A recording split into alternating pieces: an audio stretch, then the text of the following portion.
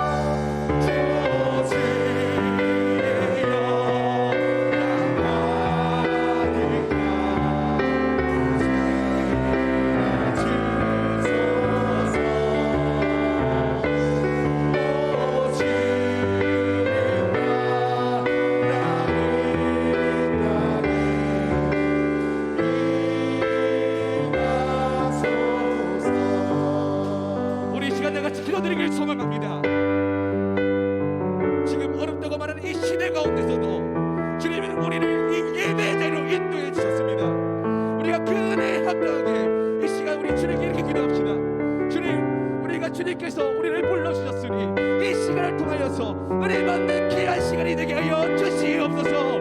이 시간을 통하여 우리가 말씀 듣고 변화되는 놀라운 기적을 경험하게 하여 주시옵소서라고 우리 다 같이 예배를 위해서 주님 한번 찾고 기도합니다. 주님 찾습니다. 주여 사랑해 주님, 우리가 늘 마시는 주님, 우리가 이 시간 동안 주님을 더욱더 예배하기 소망합니다. 아버지 우리 예배를 받아주시옵소서. 우리 제자를 받아주시옵소서.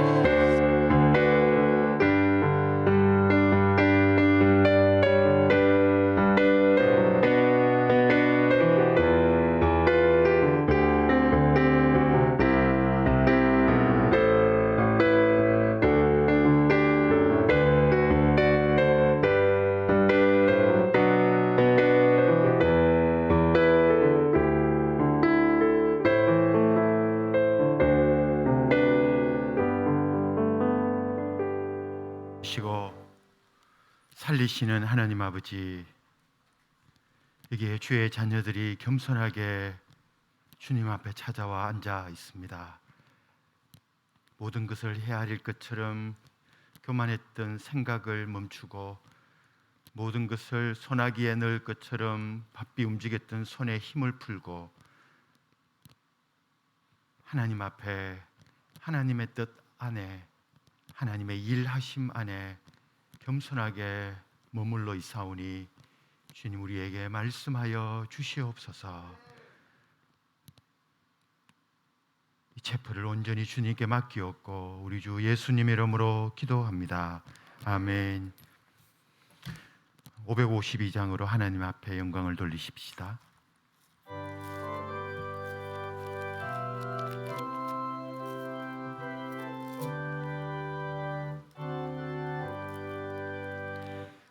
아침해가 돋을 때 만물 신선하여라. 나도 세상 지낼 때 햇빛 되게 하소서. 주여 나를 도우사 세월 허송 안고서 어두운 세상 지낼 때 햇빛 되게 하소서. 새로운 광음을 보람 있게 보내고 주의 일을 행할 때 햇빛 되게 하소서. 주여 나를 도우사 세월 허송 안고서 어두운 세상 지낼 때 햇빛 되게 하소서. 한 번 가면 안 오는 빠른 광음 지낼 때 귀한 시간 바쳐서 햇빛 되게 하소서. 주여 나를 도우사 세월 허송 안고서 어두운 세상 지낼 때 햇빛 되게 하소서. 밤낮 주를 위하여 몸과 마음을 드리고 주의 사랑 나타내 햇빛 되게 하소서. 주여 나 세월 허송 안고서 어두운 세상 지낼 때 햇빛 되게 하소서. 아멘.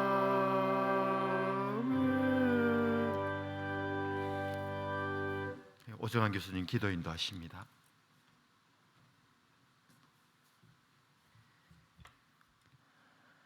오늘도 우리의 영혼을 품으시는 하나님 아버지의 변함없는 은혜를 베푸셔서 저희를 예배 자리로 인도하심에 감사를 드립니다.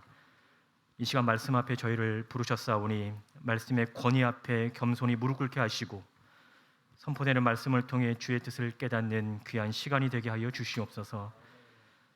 세상 속에서 나약한 그리스도인으로 살지 않게 하시고 어렵고 힘든 상황으로 인해 우리의 영혼이 메마르지 않게 하셔서 언제나 주를 의지하고 믿음을 포기하지 않는 삶을 살아갈 수 있도록 저희의 영혼과 삶을 붙잡아 주시옵소서. 상황에 절망하고 좌절하는 삶이 아니라 그 상황을 주관하고 간섭하신 하나님을 바라볼 수 있는 믿음의 시선으로 이 세상을 살아갈 수 있도록 저희와 함께하여 주시기를 소망합니다. 특별히 하나님, 우리 학교를 지켜주셔서 어려운 때일수록 주께서 함께하시는 학교임을 많은 사람들이 보게 하시고 앞서 이끄시는 총장님을 붙잡아 주심으로 대신 공동체 모든 구성원들과 함께 이 어려운 상황을 지혜롭게 헤쳐나갈 수 있도록 더욱 크신 은혜를 베풀어 주시옵소서. 재단 이사회와 운영 이사회를 비롯한 우리 학교를 위해 기도와 물질로 섬기는 모든 교회와 성도들의 삶을 지켜주시고 그들의 헌신과 섬김이 우리 학교를 믿음에 더욱 든든히 세워나가는 밑거름이 될 수 있도록 하나님 함께하여 주시옵소서. 오늘도 귀한 목사님을 보내주셔서 감사드립니다. 선포되는 말씀을 통하여 우리의 영혼이 회복되고 삶이 변화되는 역사가 일어나게 하시고 전하는 자나 듣는 자 모두가 주의 말씀을 깨닫는 복된 시간이 될 수 있도록 함께하여 주시옵소서. 드려지는 예배를 통해 주님 홀로 영광 받아 주시기를 소망하며 예수 그리스도의 이름으로 기도 올리옵나이다. 아멘.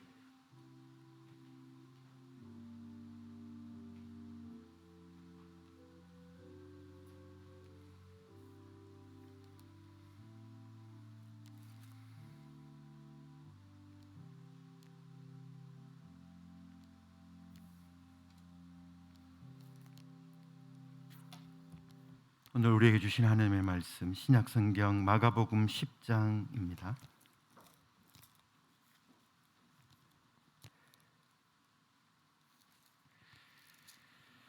10장 42절에서 45절 우리 남녀로 교독하십시다. 먼저 형제님들 읽고 자매님들 따라 읽고 마지막 45절은 다 한 목소리로 읽으십시다. 먼저 형제님들 42절 읽어주십시오. 시작.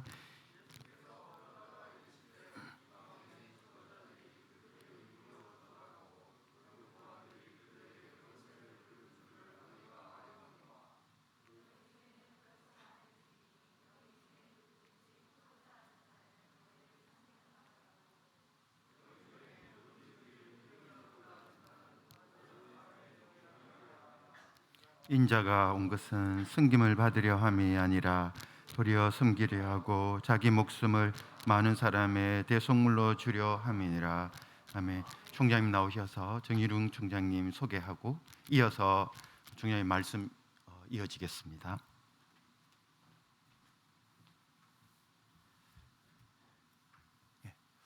오늘 3월 하순 봄날에 성신대학에서 30년 이상 재직하시고 성신대학의 총장님을 역임하신 기독교 교육의 성경적인 교육의 바탕을 반듯하게 세워주시고 늘 하나님 말씀 중심으로 교육하시는 어쩌면 우리 교단의 큰 스승입니다. 오늘 정일훈 총장님 오셨습니다. 먼저 박수 한번 하겠습니다.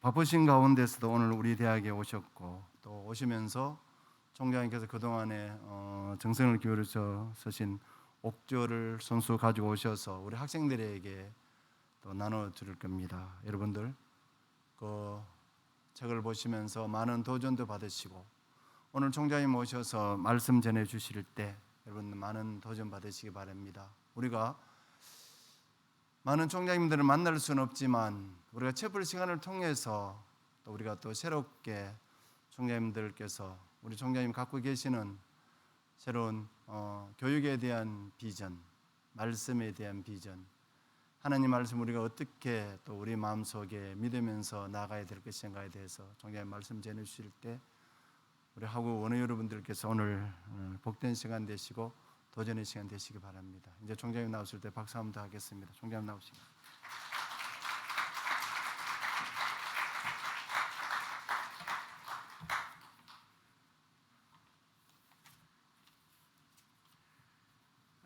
사랑하는 우리 대신대학 학생 여러분, 그리고 우리 최 총장님을 비롯한 여러 교수님들, 그리고 교직원 여러분, 주 안에서 다 평안하셨죠? 예. 오랜만에 또 채플 설교에 초대를 받아 여러분 앞에 서게 되니 사실은 참으로 반갑고 또 감사한 마음입니다. 특히 젊은 우리 대학생들을 대하게 되니까 제가 아주 힘이 나는 것 같아요. 또 여러분과 함께 있으니까 저도 아주 젊어지는 그런 기분입니다. 이번 주간은 잘 아시는 대로 사순절 네 번째 주간인 줄 압니다. 이 사순절은 오래전 유럽 교회가 40일간의 금식으로 3년간 공생애를 준비하시던 예수님을 본받아서 그가 짊어지신 십자가의 고난과 죽음, 그리고 영광스러운 부활의 날을 맞기까지 40일 전부터 우리 예수님의 고난을 기리며 금식하며 지내는 교회의 경건한 절기라고 말할 수가 있습니다. 물론 40일간 금식한다는 것은 오늘 우리의 생활에서는 불가능하고 또 수도원 생활에서 이전에 있었던 것으로 알려지고 있고, 또 오늘은 요즘은 고난 주간에 하루쯤 금식하는 풍습이 계속 이어지고 있고, 또 정 어려우면 예수님이 십자가에 못 박혀 달리시던 그날 금요일에 한 끼라도 금식하며 주님의 고난에 동참하는 그러한 풍습을 우리가 오늘도 이어갈 수 있다면 아마 큰 은혜가 아닐까, 그런 생각을 해보게 됩니다. 오늘 성경 본문은 사순절 네 번째 주간에 적합하다고 생각이 된 주님의 말씀, 마가복음 10장 원래 35절부터 45절까지 봐야 되는데 제가 시간을 줄이기 위해서 42절에서 45절까지만 묵상하려고 합니다. 준비한 설교 후에 우리 성령께서 충만한 은혜로 함께 하기를 기원합니다. 본문 내용은 잘 아시는 주님의 말씀이죠. 어느 날 예수님이 제자들과 함께 있을 때에 야고보와 요한이 먼저 장차 하나님 나라의 영광 중에 거하게 될 때에 우리 둘을 예수님의 우편과 좌편에 앉게 해달라고 자리 청탁을 하게 된 것을 보게 됩니다. 아마도 이들은 예수님을 세상의 왕처럼 여기고 오른편과 왼편의 자리에 앉으면 자신들도 높은 고위직에 오른 것 같은 기분을 느낄 수 있었는지 모르겠습니다. 그러나 예수님의 대답은 내 좌편에 앉는 것은, 내 좌우편에 앉는 것은 내가 줄 것이 아니라 누구를 위하여 준비되었든지 그들이 얻게 될 것이라고 하는 말씀만 해주신 것을 보게 됩니다. 생각하면 이들의 요구가 거절되었다기보다도 그 자리는 지정해 주시는 분의 뜻을 따라 오직 순종만이 요구된다는 것을 보여주고 있습니다. 그때 곁에서 대화를 지켜보던 다른 제자들이 아마 시기심이 생겼는지 또 이들의 예수님을 향한 질문에 불쾌감을 표현하기 시작했습니다. 성경은 이들이 화를 내었다고 기록해 놓고 있습니다. 그러나 이러한 제자들의 감정에는 전혀 개의치 않은 채 예수님은 말씀을 계속 이어가게 되었습니다. 건너뛰어서 본문 42절에서 보면 예수님은 높은 자리는 세상 나라의 통치자들이 언제나 그들의 권세를 부리기 위해 이용하는 도구라는 것을 언급하면서 세상 통치자들은 신하들에게 자리 다툼의 충성 경쟁을 시키고 그것을 통해서 자기 통치의 권위를 과시하는 도구가 된다는 사실을 일러주고 있는 것을 보게 됩니다. 그러면서 예수님은 43절 초반에 너희 중에는 그렇지 않을지니 라는 말씀을 해주신 것을 보게 됩니다. 너희는 그렇게 해서는 안 된다, 그 말씀이죠. 예. 그리고 이 자리 다툼과 경쟁은 예수 제자된 자들이 해서는 안 될 일이다 라는 사실을 일깨우게 해주고 있다고 볼 수가 있습니다. 여기서 우리는 질문 하나를 던져볼 수가 있습니다. 세상의 삶은 자리 다툼과 경쟁하는 것을 피할 수 없는 일인데 어찌 예수의 제자들은 그런 다툼과 경쟁을 해서는 안 된다는 말씀을 예수님이 해주시는 것일까? 여러분들도 질문이 되죠? 이 시대를 사는 예수님의 제자들인 우리는 과연 그러면 어떻게 행동하란 말인가? 질문이 된다고 볼 수가 있습니다. 예수님은 역시 이러한 우리들의 질문에 대답을 위해서 43절 후반부터 44절에 그 대답을 제시해 준 것을 보게 됩니다. 우리 한 목소리를 한번 읽어볼까요? 화면에 뜹니까? 예. 너희 중에 누구든지 크고자 하는 자는 너희를 섬기는 자가 되고 너희 중에 누구든지 으뜸이 되고자 하는 자는 모든 사람의 종이 되어야 하리라 고 말씀했습니다. 정말 아멘입니다. 예수님은 이 말씀에서 크고자 하는 자와 섬기는 자가 되고 크고자 하는 자는 섬기는 자가 되고 으뜸이 되고자 하는 자는 모든 사람의 종이 되라 하는 말씀을 대답해 주셨습니다. 사랑하는 학생 여러분, 여전히 예수님의 이 말씀에 대해서도 우리는 질문이 생김을 부인할 수가 없습니다. 왜냐하면 여러분들은 예수님의 섬기는 자가 되고 종이 되라는 이러한 예수님의 요구를 쉽게 따를 수 있다고 생각하십니까? 여러분 다 아멘 하셨기 때문에 따르라고 믿습니다만은 그러나 생각히는 거예요. 오늘 세상에는 다 높아지고 싶고 으뜸이 되고 싶어 치열하게 경쟁해서 그 높아진 으뜸된 자리를 이겨야만 얻을 수 있잖아요. 경쟁해서. 그런데 그 경쟁도 포기하고 그냥 섬기는 자가 되고 종이 되라는 예수님의 이 요구는 과연 진리라고 말할 수 있고 또 믿을 수 있을까요? 저의 질문이에요. 아멘이라는 학생은 제 질문에 동의한다는 뜻이겠죠? 예. 정말 예수님의 요구가 진리라면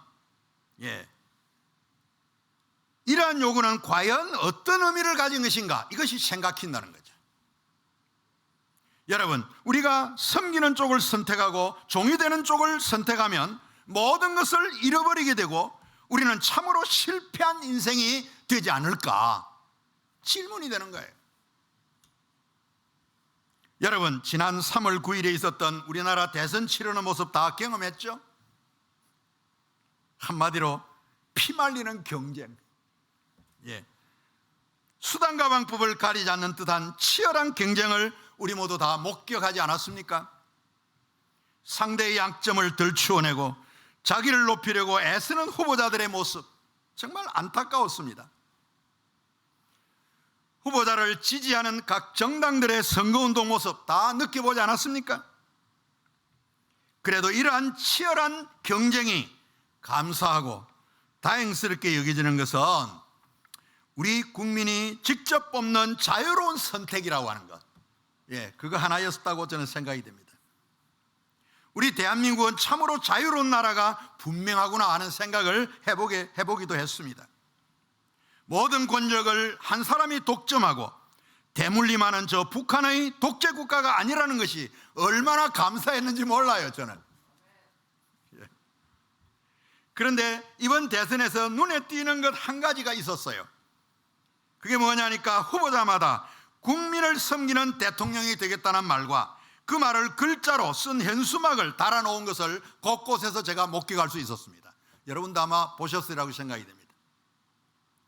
우리 국민을 섬기는 대통령이 되겠다. 굉장히 좋은 말이었어요. 우리를 섬긴다니까 얼마나 좋아요. 그것을 보면서 선거가 권력 쟁취를 위한 서로의 치열한 경쟁을 보이는 일이면서도 오늘 성경에서 요구하는 예수님의 말씀인 섬기는 자가 되라, 종이 되라고 하는 이 문구가 표현됐다는 사실입니다. 그곳에 후보자 그 누구도 예수를 믿는 우리와 같은 기독인은 아닌 것 같은데 어떻게 섬기는 자가 되겠다는 말을 현수막에다가 내걸 수 있을까? 제 질문이었습니다. 아마도 성경의 진리는 잘 몰라도 그들이 국민을 섬겨야 된다고 하는 그 섬김의 가치는 양심적으로 뭔가 느꼈던 것 같아요. 그게 표를 더 얻을 수 있고 인기를 더 얻을 수 있고 경쟁을 이길 수 있는 진리라는 것을 무엇인가 느꼈던 것 같아요. 그러니까 그 말을 그들이 사용하지 않습니까? 그런데 이번 선거 과정에서 가장 치열한 대립을 한 분은 두 분이었습니다. 한 후보는 지난 국가조창기도에서 자기가 분당 우리 교회에서 예수님 모시고 산다고 한국교회 앞에서 자신이 기독임을 자랑했습니다. 그런데 정작 그 말이 있었던 약 2개월 전에 분당 우리 교회 담임 목사님은 그가 시장이 될 때에 우리 교회 한번 출석해서 인사하고 그때 등록을 했는데 10년이 지나도 한 번도 교회 출석한 일이 없다. 그래서 우리 교회에서는 제적시켰다. 이렇게 언론에 공개를 해버렸어요. 그 말 듣고 나니까 신뢰심이 깨지더라고요. 아, 믿을 수 없는 사람이구나. 이런 생각이 제게 들었어요. 그런데 다른 후보는 막판 유세에서 참으로 마음에 와닿는 선거 구호를 하나를 외치기 시작했습니다. 그게 뭐냐 했더니 그는 스스럼없이 저는 대통령이 되면 국민의 머슴이 되겠습니다. 머슴이란 말을 쓰더라고요. 아, 이 말이 제게는 굉장히 와닿았습니다. 순간적으로 그 말 들을 때에. 예. 왜냐하면 이거는 섬긴다는 말보다는 훨씬 더 강력한 자기를 낮추는 참으로 진심을 담은 말이 아닐까 하는 생각이 확 들더라고요. 제 감정입니다. 여러분 그렇게 생각지 않았겠지만 제 느낌이었어요. 그래서 이제 여기 머슴이란 말을 제가 일찍이 알고 있었거든요. 요즘은 쓰는 말이 아니죠. 오늘날 그 말 쓰지 않습니다. 머슴 그러면 기분 나빠하죠. 내가 머슴이야? 이렇게 아마 화를 낼지도 모르겠어요. 근데 저는 어릴 때 우리 집에 가사일과 농사일을 돕는 머슴이 있었어요. 제가 어릴 때 적어도 70년 65년 전이거든요. 그러니까 제가 그걸 알고 있습니다. 이 머슴이란 말은 정말 극하게 낮은 신분을 표현하는 하인이나 종을 뜻하는 말이에요. 그런데 대통령 후보자에게서 이 말을 듣게 되었을 때 그 말이 제 마음에 확 와닿아가지고 제 거룩 신성한 한 표는 그분에게 던졌습니다. 그랬더니 간신히 당선이 되었어요. 굉장히 기분이 좋더라고요. 역시 제 감정입니다. 선거 후에 들은 말입니다만 당선자는 어릴 때에 서울 YMCA 종로 2가에 있는 그 YMCA가 운영하는 기독교 유치원에서 교육을 받았고 서울 영락교회가 운영하는 대광초등학교를 다녔다고 그가 고백했습니다. 그리고 교회 여름 성경학교에서도 성경을 열심히 배웠다고 고백했습니다. 그리고 초등학교를 마치고 중학교에 갈 무렵에 내가 앞으로 어떤 사람이 되어야 될까 그 꿈을 가졌는데 그때 목사였답니다. 목사가 되기를 원했답니다. 그런데 하나님은 그를 대통령으로 만드셨어요. 원래 우리 이승만 대통령도 그 역사를 자세히 보면 목사가 되기 위해서 유학을 갔는데 나중에 정치학을 공부하고 우리나라의 초대 대통령이 되셨어요. 제가 이제 그분의 육성 녹음을 선거 후에 들었습니다. 누가 나에게 목사님들이 보내주더라고요. 그래서 제가 확인했는데 물론 아이러니하게도 그의 부인의 무속적인 행위가 세상에 많이 언론에 알려져 가지고 비난을 받기도 했습니다만은 새로 선출된 대통령은 우리 하나님이 그래도 대한민국을 사랑하셔서 정권 교체를 위한 대체 인물로 세워 사용하시는구나 하는 생각을 해보게 되었습니다. 그리고 오히려 감사했습니다. 물론 정치인들은 하도 말을 쉽게 바꾸니까 더 두고 봐야 되겠지만 제 생각은 그렇다는 이야기입니다. 여기서 생각되는 중요한 한 가지는 예수님에 대한 신앙 고백이 아직 분명하지 않은 사람들에게도 국민을 섬기겠다는 말과 국민의 모습이 되겠다는 말이 유익한 것으로 판단되어 외치고 있는데, 하물며 예수의 제자된 우리가 예수님의 요구인 섬기는 자가 되라 종이 되라는 이 말씀에 순종하는 것은 참으로 진리가 아닐까요? 예, 바로 여기에 있습니다. 여러분은 어떻게 생각하시는지 모르겠습니다만은 예수님의 말씀이 참으로 진리라는 생각이 저는 왈칵 와닿았습니다. 그래서 여러분 앞에 뭘 설교할까 우리 최춘장님 초대를 받고 기도하는 가운데 제가 이 본문을 설교하려고 사실은 준비를 했습니다. 우리가 높은 자리에 으뜸이 되려면 오직 다툼과 경쟁하는 환경에 처하여 있다 할지라도 여전히 경쟁의 한복판에서 활동하시는 분은 우리 하나님이시고 우리 주님이시며, 예수님의 요구처럼 섬기는 자가 되고 종이 되겠다는 신앙적 각오와 결단으로 나아가는 자는 그 경쟁 가운데서도 반드시 승자가 된다는 사실입니다. 여러분 믿으십니까? 예, 바로 이거예요. 그 이유를 굳이 말한다면 그러한 분명한 섬김의 정신과 진실성을 우리 하나님은 오늘도 지켜보고 계시고,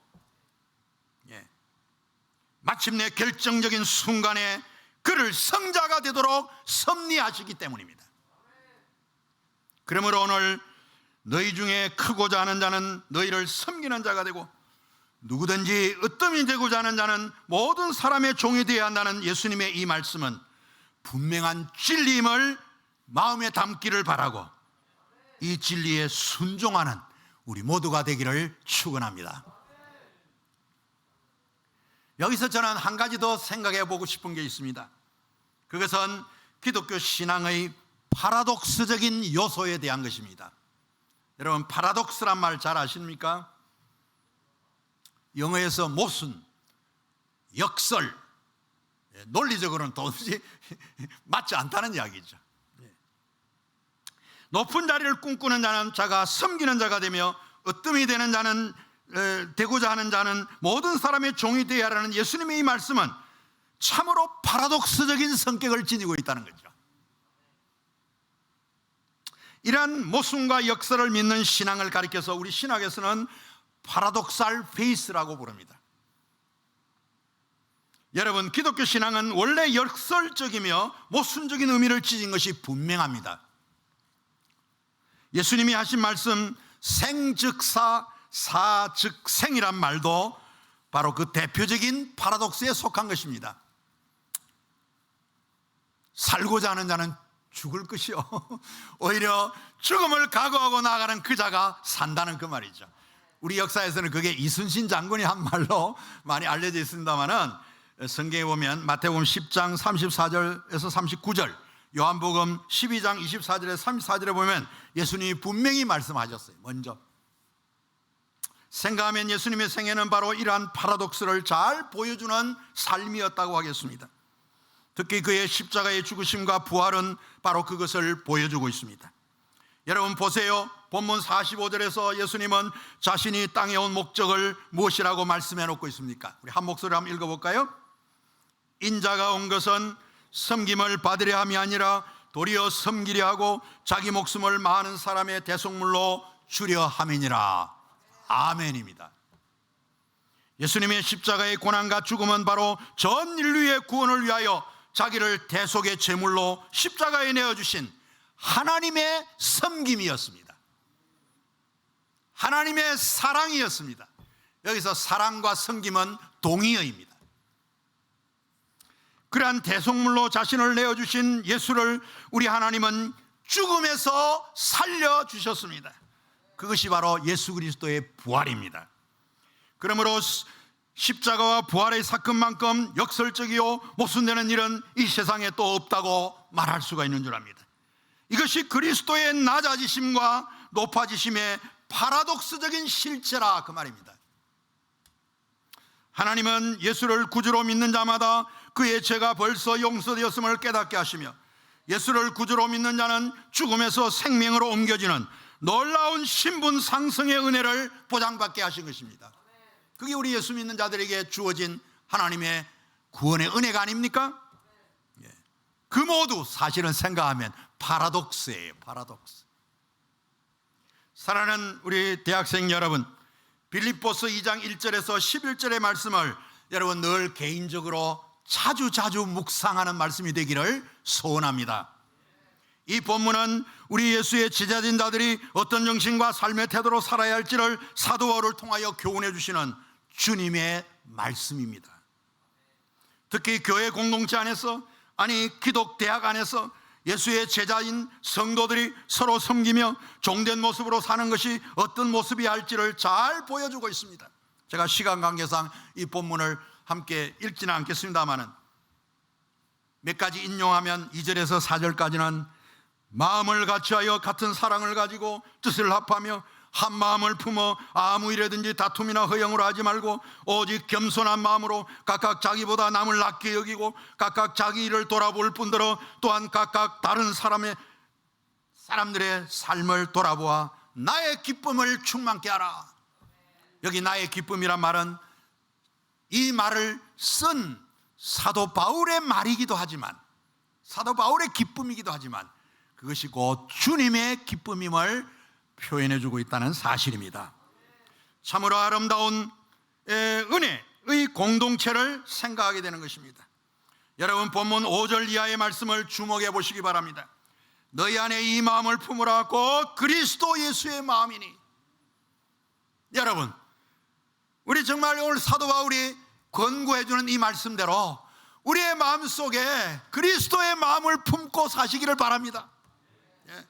그리고 날마다 그리스도를 닮아가는 그의 인격을 담고 그의 형상을 담고 그의 사람됨을 담고 그의 온전함을 닮아가는 우리 모두가 되기를 축원합니다. 본문 6절에서 11절에는 예수 그리스도가 원래 하나님과 동등한 분이셨지만은 오히려 자기를 낮추시고 종의 형체를 가지사 사람의 모양이 되셔서 자기를 낮추시고 죽기까지 복종하신 것을 찬양한 노래입니다. 원래 이 본문은 초대교회에서 예배할 때 성도들이 찬양했던 것으로, 예배에서 찬양했던 것으로 주님을 높이는 일에 사용했던 것으로 알려져 있습니다. 그것은 십자가의 대속의 죽음을 가리키는 말인 것입니다. 그런데 하나님이 그를 높여 부활의 주인이 되게 하셨으며 그를 지극히 높여 모든 이름 위에 뛰어난 이름을 주사 모든 자의 무릎을 그에게 꿇게 하시고 그를 주님으로 높이게 했다는 것입니다. 이 말씀에서 우리는 오늘 우리의 예배의 모습을 생각하게 되는 것입니다. 이것이 그리스도가 먼저 섬기는 자가 되고 종이 되어 행동했던 결과가 초래한 하나님의 파라독스를 보여주는 것입니다. 낮아진 자를 오히려 높여주시는 하나님의 역사하심을 말씀해 주는 것입니다. 섬기는 자가 되고 종이 되는 쪽을 선택하여 행동하는 자를 우리 하나님은 결단코 외면하지 않으시고 그를 높여 으뜸이 되게 하시는 이 파라독스를 깨닫도록 해 주신다는 말씀입니다. 사랑하는 대신대학 학생 여러분, 여러분들도 이러한 파라독스를 날마다 경험하며 살아가는 복받은 자들이 되기를 축원합니다. 그리고 이러한 섬기는 자로서의 파라독스적인 신앙을 날마다 경험하며 이 대학에서 자기를 성실하게 준비하는 여러분들이 되시기를 축원합니다. 그래야 할 때 우리 하나님은 여러분들을 이 땅에 주님의 교회가 번성하게 하며 하나님의 나라가 왕성해지는 일에 귀한 일꾼들로 사용하게 될 것입니다. 학생 여러분, 신학을 공부한 학생들은 마지막에 교회에서 어떤 직분을 갖게 되죠? 목사로 부름받죠. 그런데 그 목사직은 어떤 것일까요? 바로 섬김과 직결되어 있는 직분입니다. 목사직은 섬김 그 자체라고 말할 수 있습니다. 예, 목사직은 섬김 빼고 나면 없습니다. 아무것도. 저는 그렇게 표현하고 싶어요. 여러분, 목사를 영어로 어떻게 부르는지 아시죠? 두 단어가 있어요. 하나는 패스터, 다른 하나는 미니스터라는 말이에요. 패스터란 말은 양을 돌보는 목자의 의미를 담아서 현재 목양 중에 있는 분을 가리키는 말이에요. 그래서 패스터, 독일말로는 파스토어 그래요. 파스토어. 알파벳 발음 그대로 하면 독일어가 아주 훨씬 쉬워요, 영어보다. 미니스터는 고위직 신분을 표하는 말이에요. 오늘날 장관을 미니스터라고 부르죠. 성직자인 목사직을 가리키는 말로도 사용하고 있습니다. 그러나 그 말의 본뜻은 어디에 있느냐? 우리가 질문해 보면 서비스, to serve, 서빙 하는 데 있습니다. 다른 거 아니에요. 섬기는 데 있는 것입니다. 다른 거 아니에요. 목사는 섬기는 사람입니다. 다른 사람은 섬기지 않아도 목사는 섬기는 사람이에요. 예.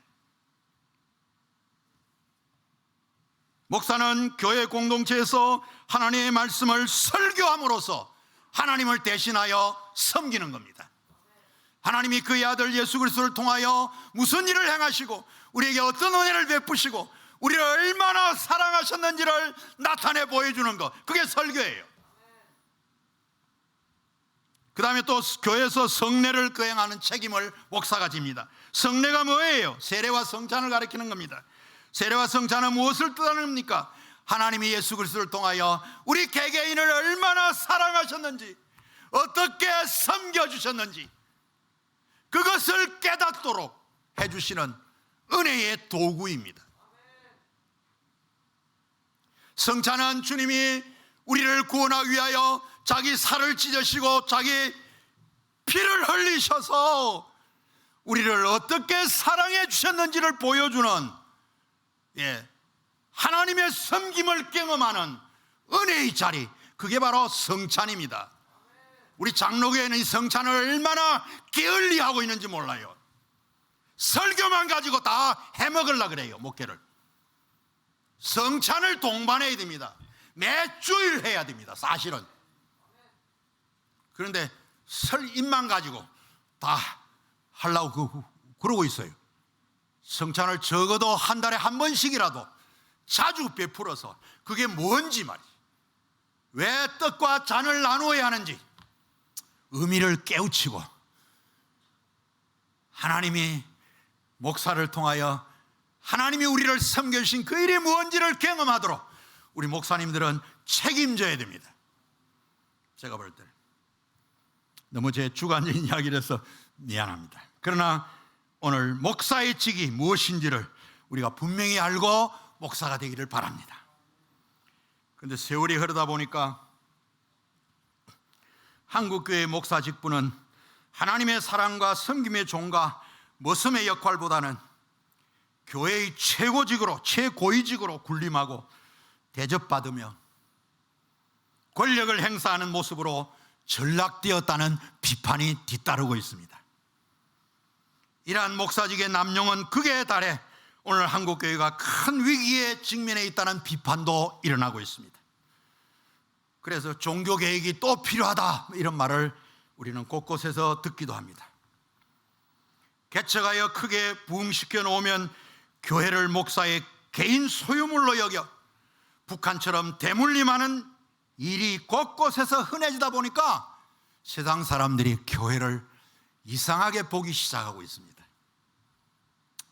날이 갈수록 복음 전하기가 힘들어지고 목사의 말을 우리 사회가 신뢰해 주지 않는 경향에 빠지게 되고 한국교회 지도자들이 우리 사회로부터 불신받는 현상들이 곳곳에서 경험되고 있는 것입니다. 심지어 가난한 성도가 증가한다는 소식도 듣게 됩니다. 역시 1000만을 헤아리던 성도의 수의 부흥시대는 이제 지나갔으며 오늘날은 약 700만 정도로 추정하고 있고 그 가운데서 이단의 무리 200만을 빼고 나면 불과 500만 정도라는 말도 돌고 있습니다. 제가 정확하게 숫자를 통계내보지는 않았습니다만은 거의 사실이 아닌가 하는 생각이 들기도 합니다. 그러다 보니 교회의 모습과 역할이 점점 위축되고 사회적으로 불신받으며 초라해진 모습이 되었다라고 말하고 싶습니다. 지난 2년간 지속된 코로나 팬데믹의 어려운 상황은 약 1만여 개의 개척교회와 작은 교회들이 문을 닫게 되었다는 안타까운 소식도 듣고 있습니다. 더욱 안타까운 것은 전국의 신학대학들의 지원자 수가 급감하여 입학 정원 채우기도 어렵다는 소식도 듣고 있습니다. 물론 이 문제는 우리 사회의 급격한 인구 감소 현상과도 맞물린 것으로 어쨌든 우리 젊은 청년들에게 오늘날 목사직은 참으로 매력과 인기를 상실해버린 모습이 되었다는 것을 제 자신도 그렇게 느끼면서 여러분들에게 솔직하게 고백하고 싶은 것입니다. 그러나 사랑하는 우리 대신대학생 여러분, 한국교회 목사직에 이러한 부정적인 평가들에 너무 실망하지 않기를 바랍니다. 목사직의 신뢰 하락에 너무 기가 죽지 않기를 바랍니다. 생각하면 여러분은 이러한 한국교회의 위기를 극복할 수 있는 내일이 하나님이 기대하는 사람들이요, 하나님이 여러분들을 향하여 오늘도 이 대신대학에서 키우고 있는 영적인 인재들이기 때문입니다. 오히려 위기가 새로운 도약의 기회임을 명심하기를 바랍니다. 그리고 우리 모두 예수님의 요구인 섬기는 자가 되라는 이 말씀을 마음에 깊이 새기고 자신을 섬기는 자로 잘 준비하면 우리 주님은 여러분을 세우셔서 이 위기에 처한 한국교회를 구원하며 회복시키며 다시 일으키는 거룩한 사역에 귀한 일꾼으로 사용하게 될 것을 확신합니다. 이제 설교를 마무리하고자 합니다. 지금 한국교회는 분명히 위기에 처해 있습니다.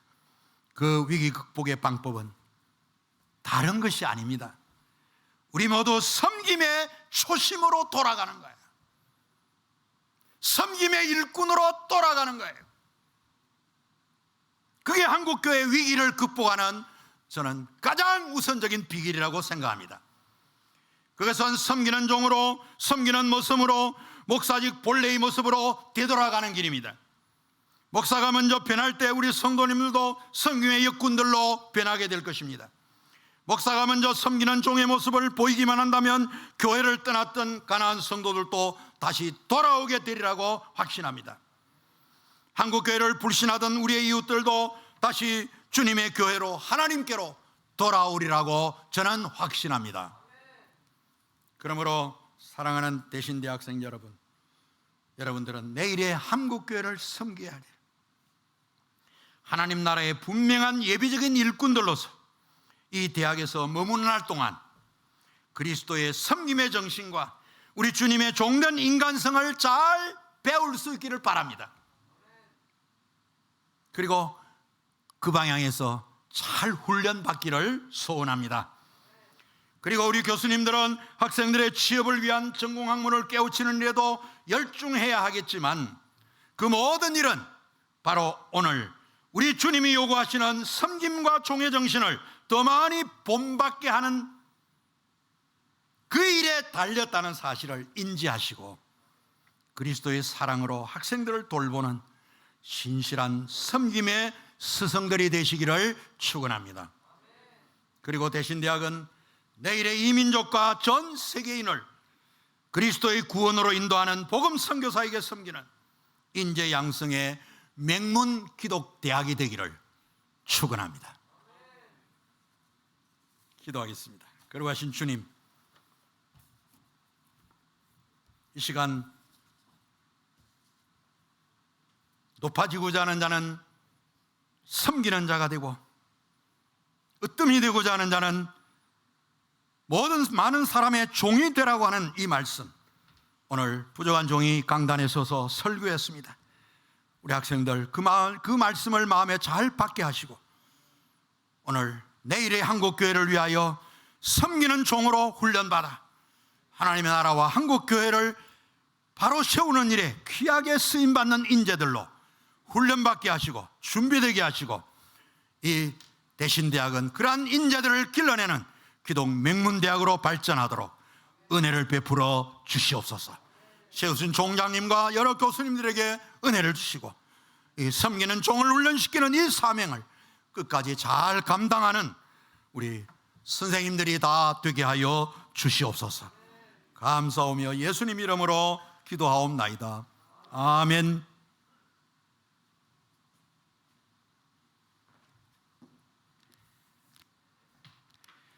말씀을 기억하며 455장으로 한국교회와 한국 사회에 앞으로 파라독스로 역사를 주관하실 하나님을 찬양하십시다. 455장입니다.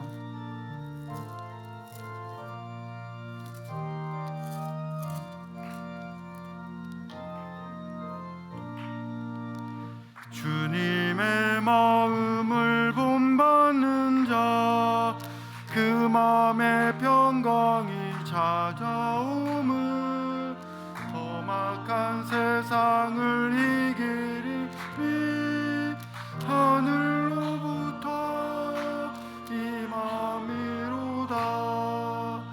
주님의 마음 본받아 살면서 그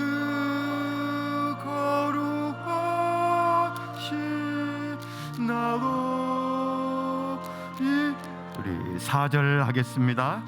주 예수 세상에 다시 오시 그날의 무성도 변하여 주님의 빛나는 그 영상 다 함께 보며 주 찬양하리.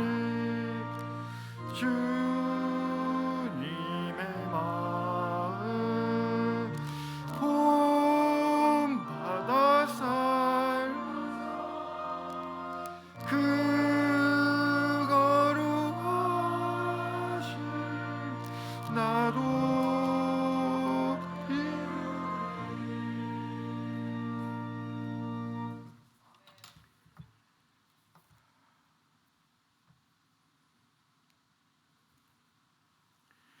여호와는 우리에게 복을 주시고 우리를 지키시기를 원하며 여호와는 그의 얼굴을 우리에게 비추사 은혜 베푸시기를 원하며 여호와는 그 얼굴을 우리에게로 향하여 드사 평강 주시기를 원하노라.